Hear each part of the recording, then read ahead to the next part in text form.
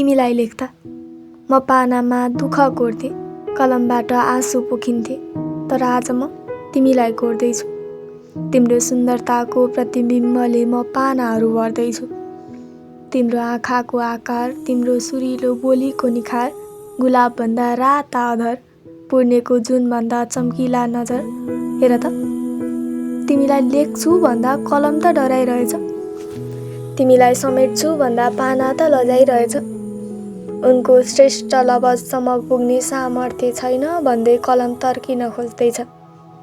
उनको अनन्त सुन्दरताको बयान सँगाल्न सक्दिन भन्दै पाना पन्छिन खोज्दैछ। तर निर्लज्ज छु म तिमीलाई कोरिरहनेछु। नीला गगनका भित्ताहरूमा तिम्रै भाव बोलिरहनेछु।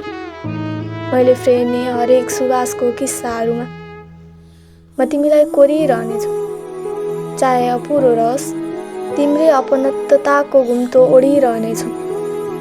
म सन्देह स्वीकार्छु, तर सप्त सृष्टि म तिम्रै भाषा बोलिरहनेछु।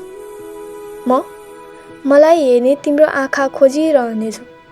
हुन त तिमीलाई कोर्नु आँखा चिम्लिएर आकाशको आकार कोर्नु जस्तै हो, तर परेलीहरूले सँगालेका शीतलता हौ तिमी। पुष्पलय तिम्रो मुहारको ज्योति, बादलको घुम्तोले घामको उज्यालो नढाकेसरी यी नेत्रहरूमा तिम्रै बिम्बहरू चम्किरहनेछन्।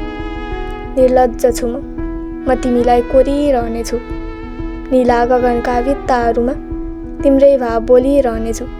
मैले फेर्ने हरेक सासहरूमा म तिमीलाई कोरिरहनेछु।